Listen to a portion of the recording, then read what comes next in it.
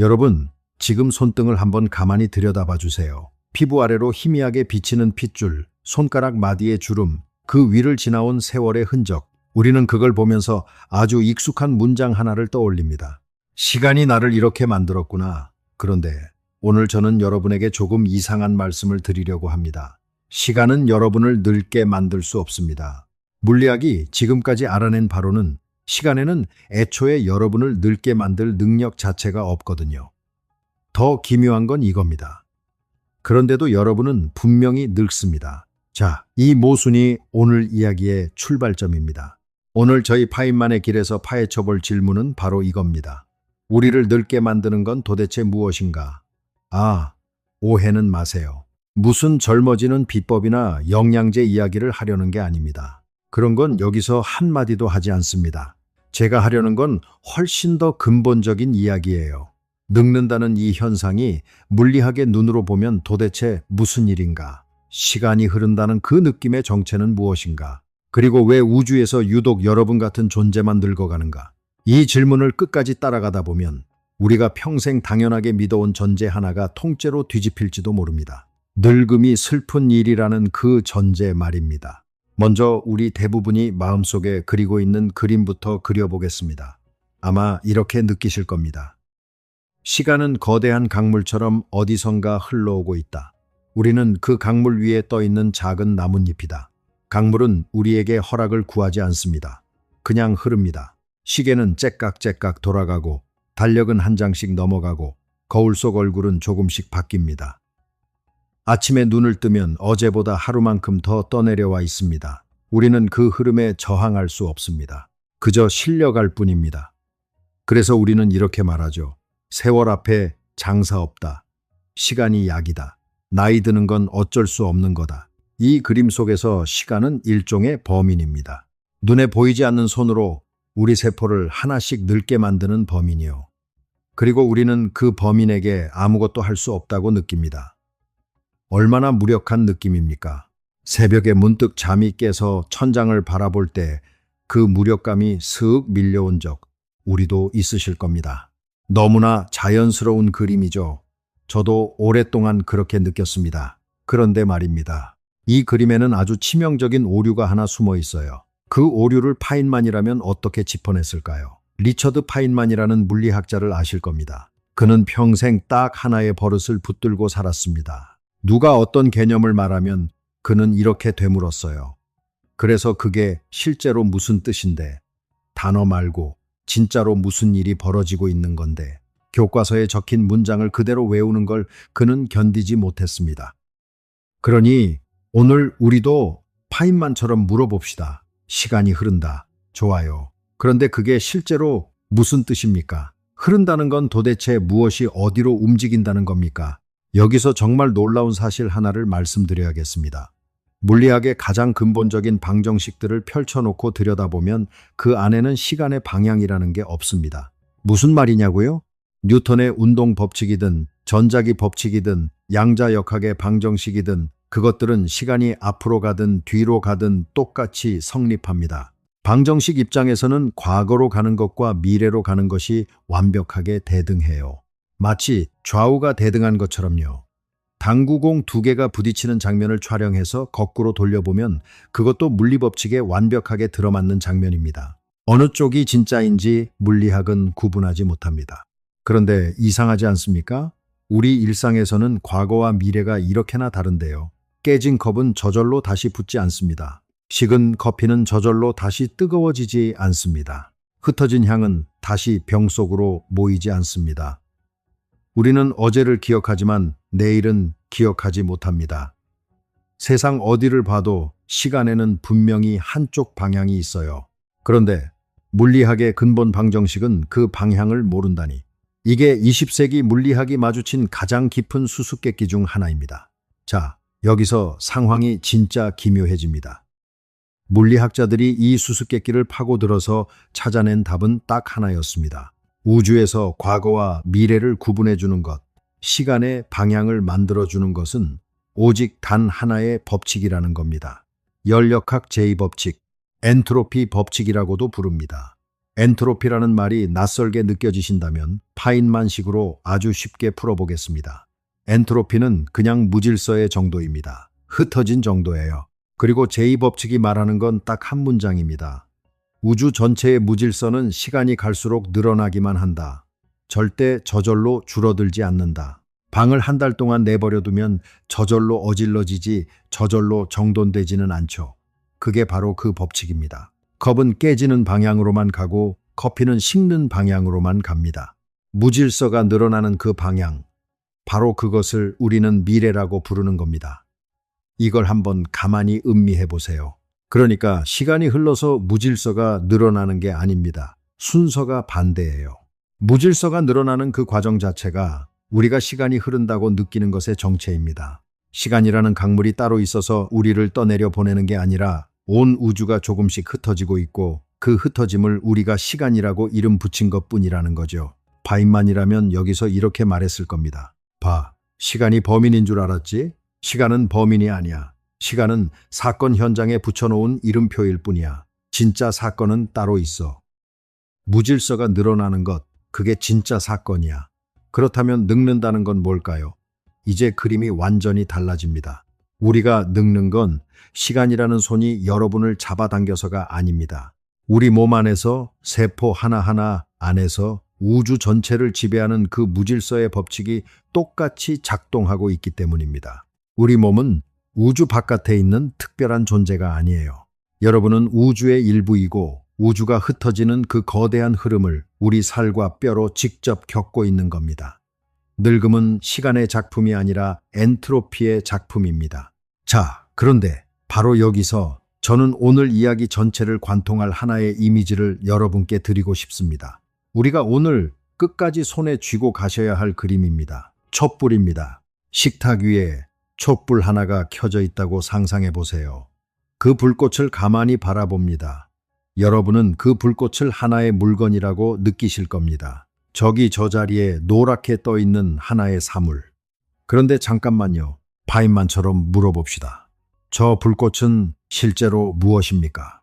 1초 전에 불꽃을 이루던 그 뜨거운 기체의 알갱이들은 지금은 어디 있을까요?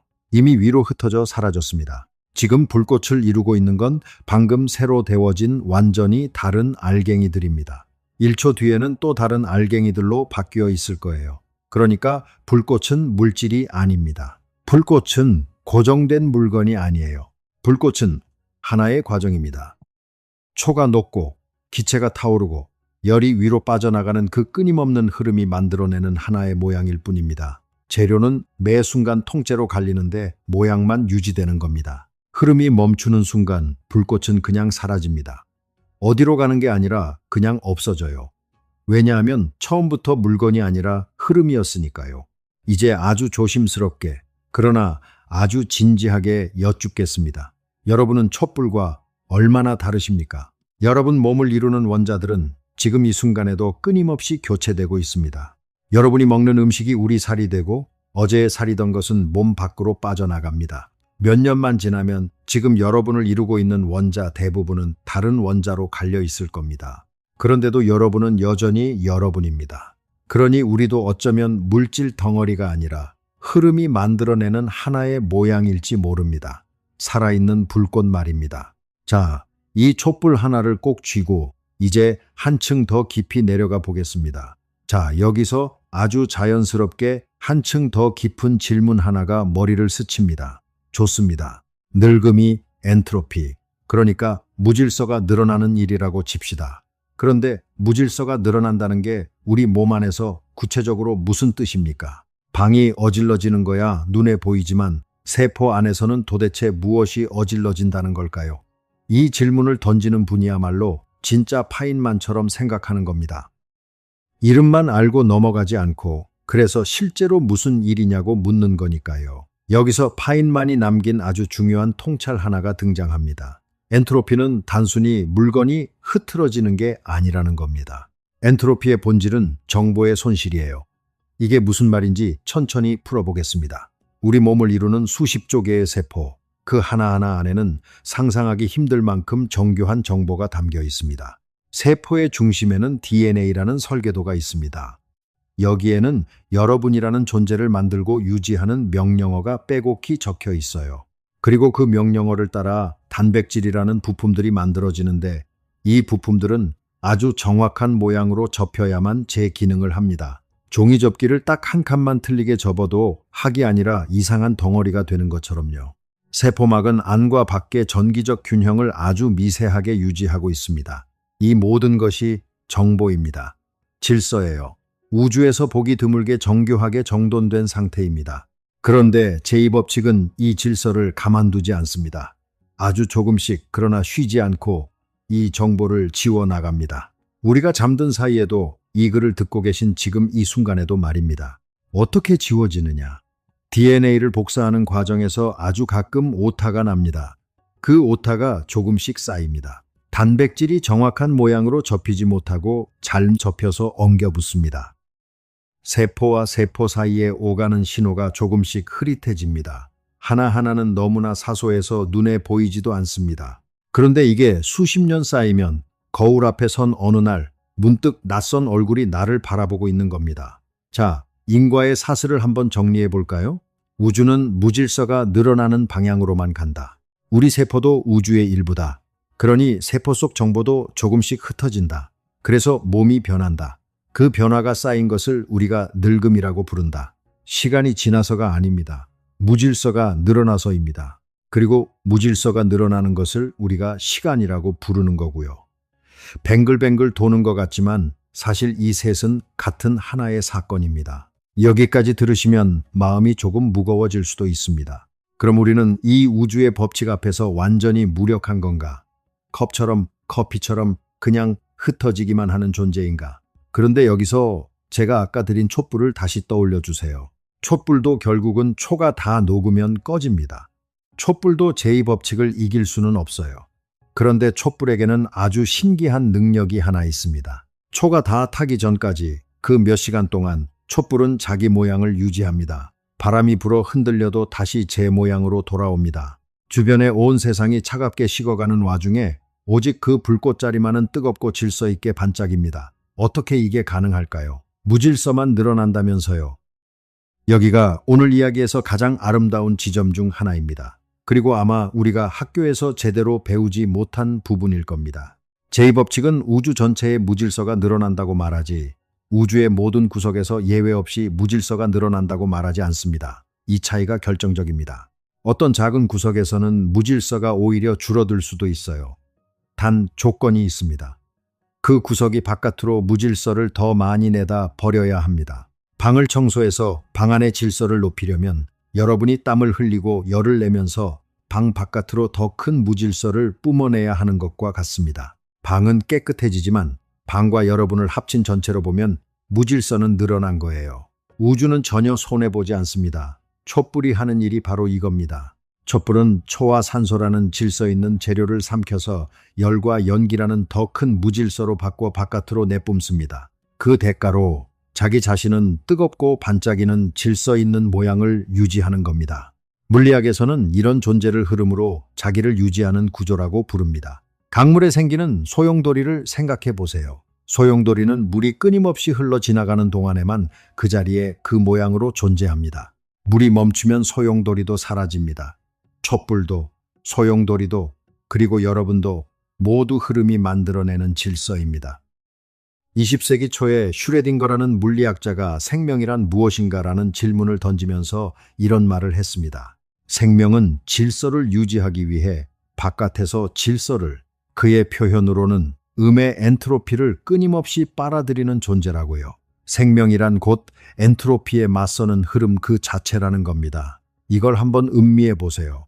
여러분은 지금 살아있다는 이유만으로 매 순간 우주의 무질서 법칙에 맞서 자기 자신의 질서를 지켜내고 있는 겁니다. 숨을 쉴 때마다, 음식을 소화할 때마다, 심장이 뛸 때마다 여러분은 바깥에서 질서 있는 에너지를 받아들여 세포의 질서를 새로 고치고 그 대가로 열과 무질서를 바깥으로 내보내고 있습니다.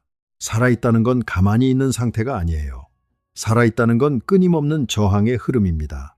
초가 타는 동안 불꽃이 계속 자기를 새로 만들어내듯 우리도 지금 이 순간 여러분 자신을 계속 새로 만들어내고 있는 겁니다. 그렇다면 이런 질문이 자연스럽게 따라옵니다. 그 흐름이 약해지면 어떻게 될까요? 촛불에 씌우는 유리 덮개처럼 그 흐름을 막아버리면요. 이 질문을 붙들고 세포 안으로 조금 더 깊이 들어가 보겠습니다. 촛불이 자기를 유지하려면 불꽃 아래에서 계속 초가 녹고 산소가 공급되어야 하듯이 우리 세포도 자기 질서를 유지하려면 끊임없이 에너지를 만들어내야 합니다. 그 에너지를 만드는 곳이 세포 안에 있습니다. 미토콘드리아라고 부르는 아주 작은 구조물이에요. 학교에서는 세포의 발전소라고 배우셨을 겁니다. 그런데 교과서가 말해주지 않은 게 있습니다.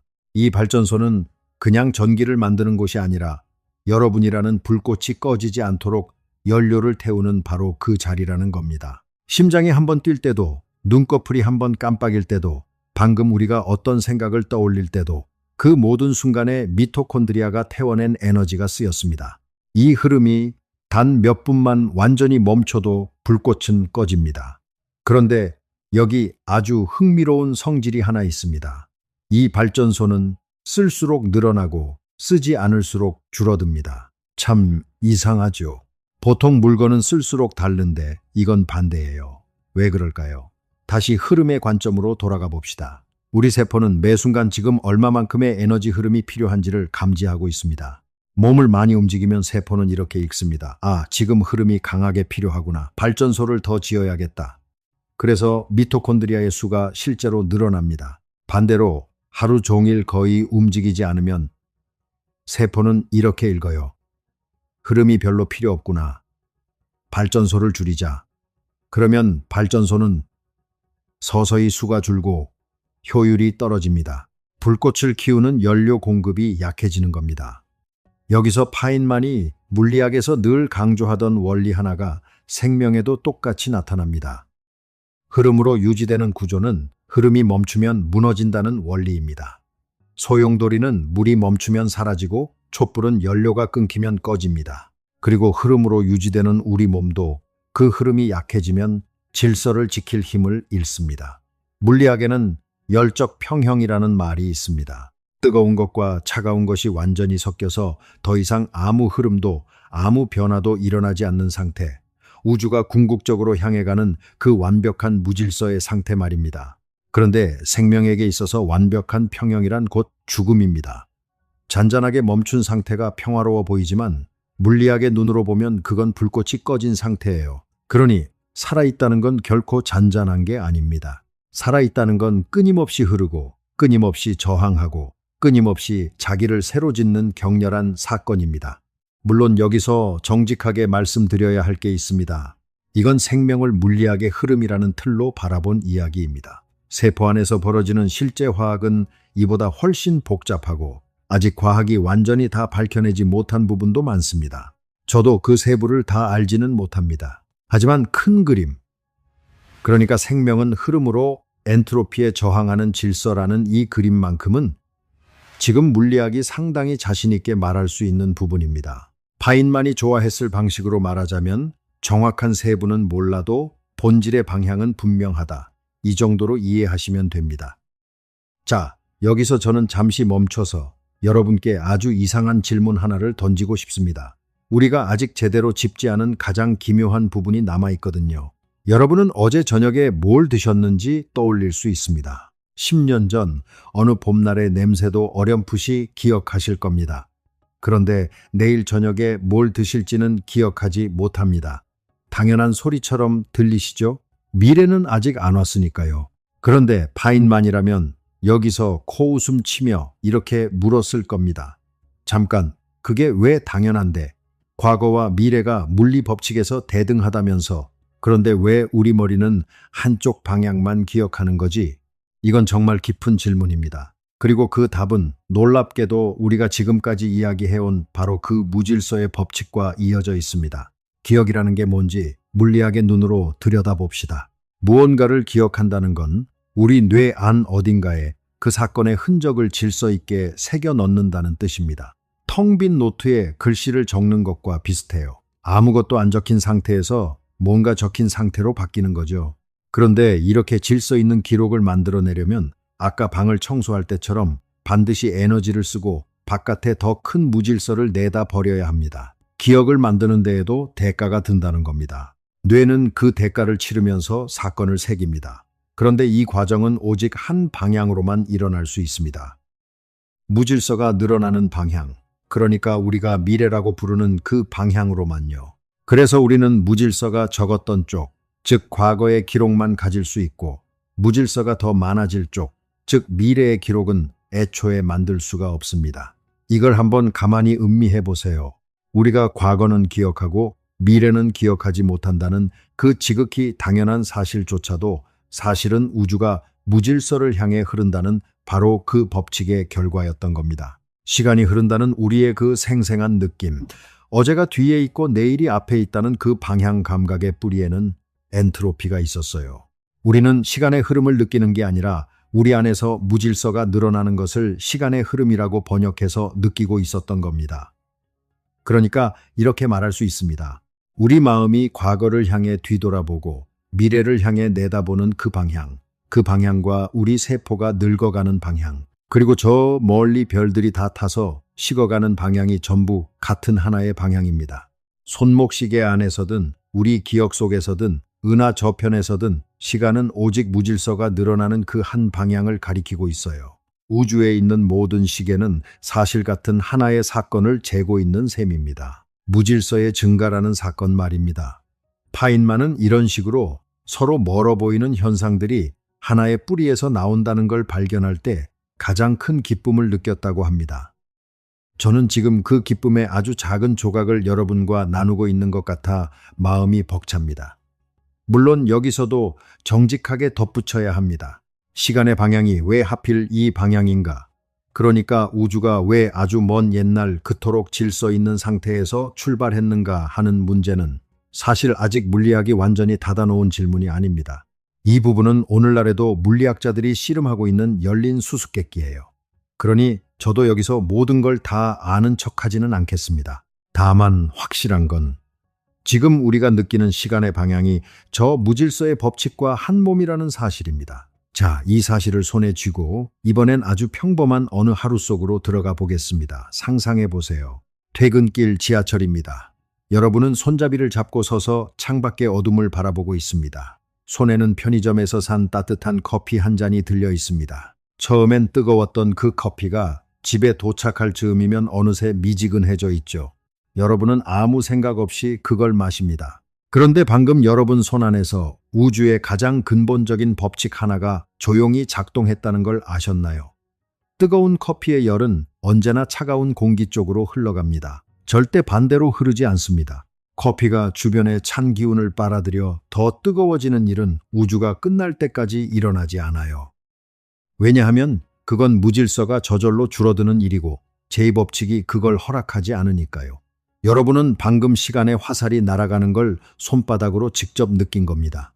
이제 그 커피잔을 든 여러분 자신을 봅시다. 지하철 안은 서늘합니다. 그런데 우리 몸은 따뜻합니다. 늘 한결같이 따뜻하죠. 참 이상하지 않습니까? 커피는 주변에 맞춰 식어가는데 왜 우리 몸은 식지 않을까요?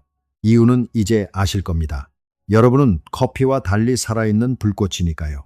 여러분은 아침에 먹은 밥이라는 연료를 세포 속에서 태워 끊임없이 열을 만들어내며 그 따뜻함을 스스로 지켜내고 있습니다. 커피잔은 흐름이 끊긴 죽은 물질이라 그냥 식지만 여러분은 흐름이 살아있는 존재라 자기 온도를, 자기 질서를, 자기 모양을 지켜냅니다. 같은 지하철 칸 안에서 죽은 것과 산 것이 이렇게 다르게 행동하고 있는 겁니다. 그 차이가 바로 생명입니다. 한 번 더 깊이 들어가 볼까요? 그 커피가 식는 데는 딱히 이유가 필요 없습니다. 그냥 내버려 두면 식습니다. 무질서로 가는 건 공짜이고 저절로예요. 그런데 우리가 따뜻함을 유지하는 데는 엄청난 노력이 듭니다. 매 순간 심장이 뛰어야 하고 폐가 산소를 들여야 하고 수십조 개의 세포가 쉬지 않고 일해야 합니다. 질서를 지키는 건 결코 공짜가 아니에요. 그건 매 순간 치러야 하는 값비싼 노동입니다. 우리는 살아있다는 걸 너무나 당연하게 여기지만 물리학의 눈으로 보면 살아있다는 건 전혀 당연하지 않습니다. 그건 우주의 자연스러운 흐름을 국소적으로 잠시 거스르고 있는 대단히 예외적인 사건입니다. 우리가 지금 이 이야기를 들으며 숨쉬고 있는 것 자체가 이미 우주에서 가장 드문 종류의 기적에 속합니다. 그렇다면 이런 생각이 드실 수 있습니다. 아니, 그렇게 애를 써서 질서를 지키는데 결국은 왜 늙는 걸까? 매 순간 청소를 하는데 왜 방은 조금씩 더러워지는 걸까? 좋은 질문입니다. 이유는 이겁니다. 여러분이라는 청소부는 완벽하지 않거든요.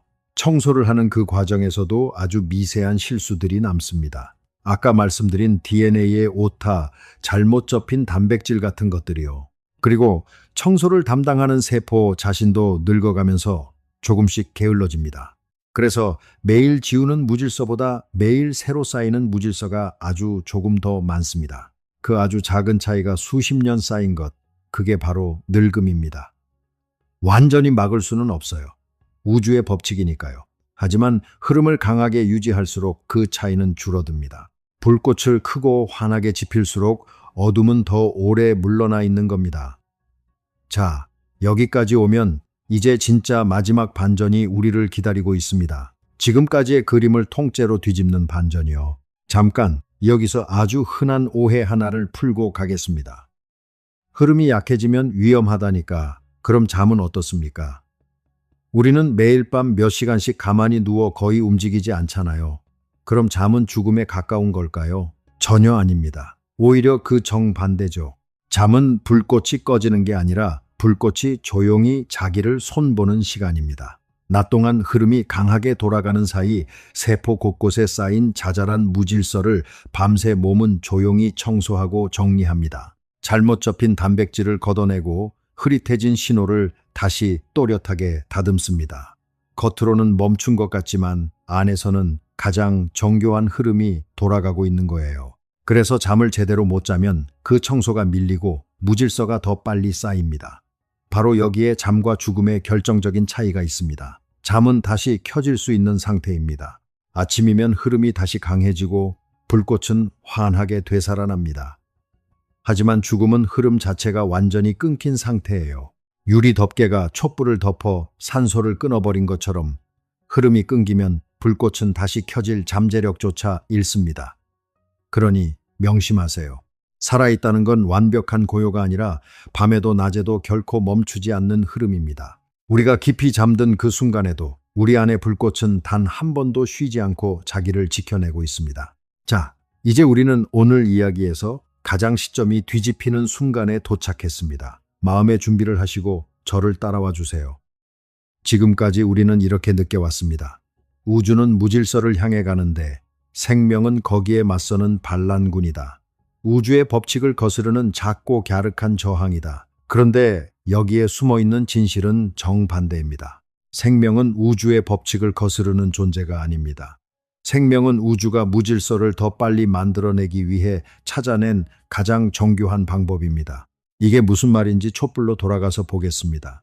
아까 우리는 촛불이 자기 질서를 유지하는 대가로 바깥에 더 큰 무질서를 내다 버린다고 했습니다. 자, 그럼 촛불이 없을 때와 있을 때 어느 쪽이 초를 더 빨리 흩어버립니까? 당연히 불붙은 촛불입니다. 가만히 놔둔 초는 몇 년이 지나도 그대로 있지만 불이 붙은 초는 몇 시간 만에 열과 연기로 흩어져 우주로 퍼져나갑니다. 그러니까 촛불은 질서의 섬처럼 보이지만 우주 전체로 보면 무질서를 폭발적으로 가속하는 장치입니다. 자기 안에 작은 질서를 유지하는 대가로 바깥에 훨씬 더 큰 무질서를 쏟아내는 거예요. 생명도 정확히 그렇습니다. 그리고 우리도 그렇습니다. 우리가 살아서 숨쉬고 먹고 움직이고 생각하는 이 모든 활동은 질서 있는 에너지를 받아들여 훨씬 더 큰 무질서로 바꿔 우주에 되돌려주는 과정입니다. 여러분은 지금 이 순간 우주에서 가장 효율적으로 무질서를 만들어내는 존재들 중 하나입니다. 다시 말해, 여러분은 우주가 늙어가는 그 속도를 남들보다 더 빠르게 밀어붙이고 있는 겁니다. 자, 그렇다면 이 말이 무슨 뜻이 될까요?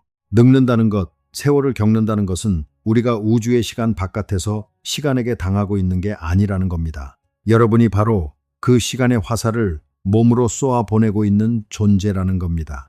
우주의 방향을 만들어주는 그 무질서의 증가를 여러분은 심장 박동 하나하나로, 숨결 하나하나로 직접 만들어내고 있어요.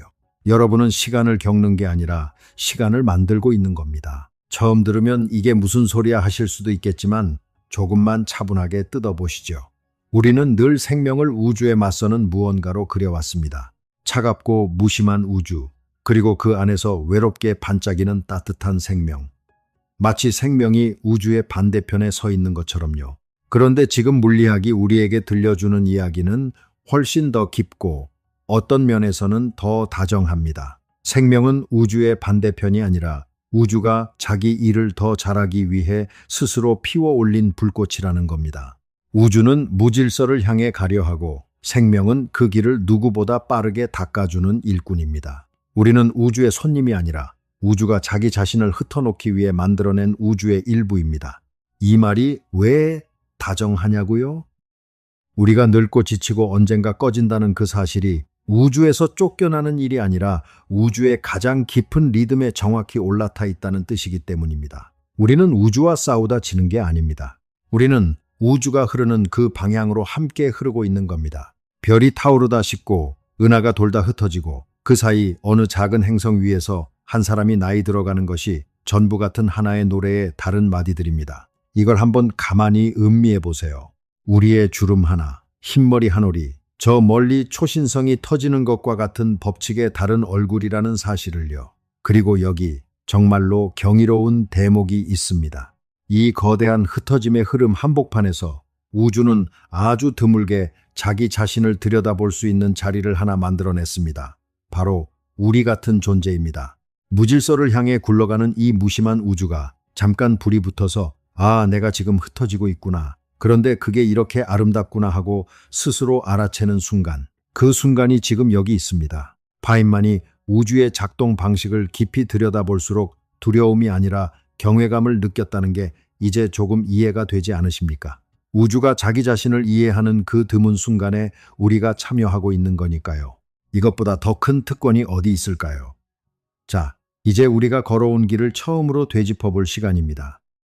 저는 이 이야기를 아주 이상한 문장으로 시작했습니다. 시간은 여러분을 늙게 만들 수 없다. 처음 들으셨을 때는 황당하게 느껴지셨을 겁니다. 그런데 이제는 그 문장이 조금 다르게 들리시지 않나요? 시간은 강물처럼 어디선가 흘러와 여러분을 떠내려 보내는 범인이 아니었습니다. 물리학의 근본 방정식에는 애초에 시간의 방향이라는 게 없었고 그 방향을 만들어내는 건 오직 하나, 무질서가 늘어난다는 연력학 제2법칙뿐이었습니다. 우리가 시간이 흐른다고 느끼는 그 감각은 사실은 온 우주가 조금씩 흩어지고 있다는 사실에 붙인 이름이었어요. 그리고 우리가 늙는다는 건 그 우주적 흩어짐을 우리 세포가 함께 겪는다는 뜻이었습니다. 하지만 우리는 거기서 멈추지 않았습니다. 여러분은 그저 흩어지기만 하는 컵이나 커피가 아니었습니다. 여러분은 촛불이었습니다. 흐름으로 자기를 유지하는 살아있는 불꽃. 재료는 매 순간 갈리는데도 모양을 지켜내는 하나의 과정. 세포 속 미토콘드리아가 쉬지 않고 연료를 태워 그 불꽃을 밝히고 여러분은 매 순간 바깥에서 질서를 받아들여 자기 자신을 새로 지어내고 있었습니다. 그리고 마지막에 우리는 가장 놀라운 사실을 만났습니다. 여러분은 우주의 시간에게 당하는 나뭇잎이 아니라 그 시간의 화살을 스스로 쏘아보내는 존재라는 것. 우리가 살아서 숨쉬는 그 격렬한 흐름 자체가 우주의 방향을 만들어내고 있다는 것 말입니다. 그러니 이제 늙음이라는 걸 다시 바라봅시다. 손등의 주름, 조금 느려진 걸음, 예전 같지 않은 아침. 우리는 그동안 이것들을 시간에게 빼앗긴 흔적이라고 여겼습니다. 하지만 물리학의 눈으로 보면 이것들은 빼앗긴 흔적이 아닙니다.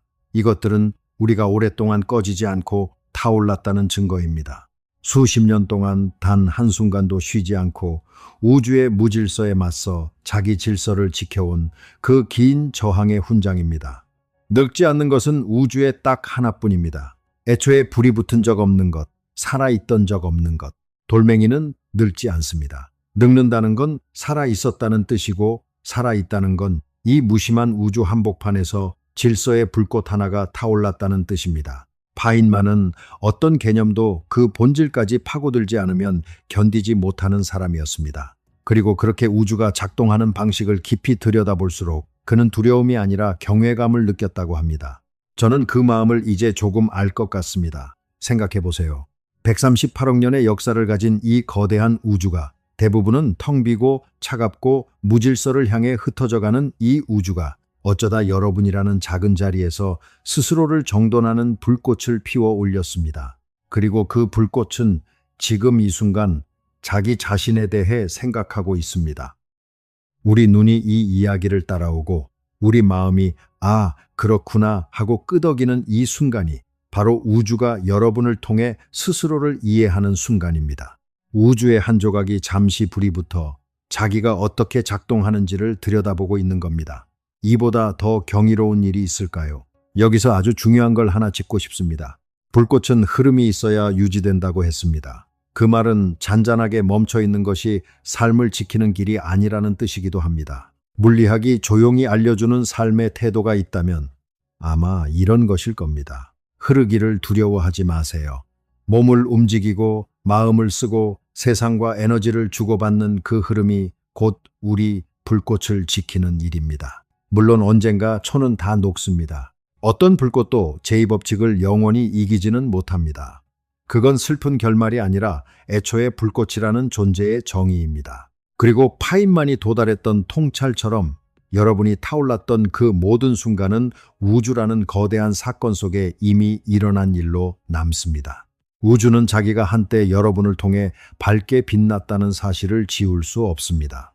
그러니 오늘 밤 잠들기 전에 한 번만 이렇게 해보세요.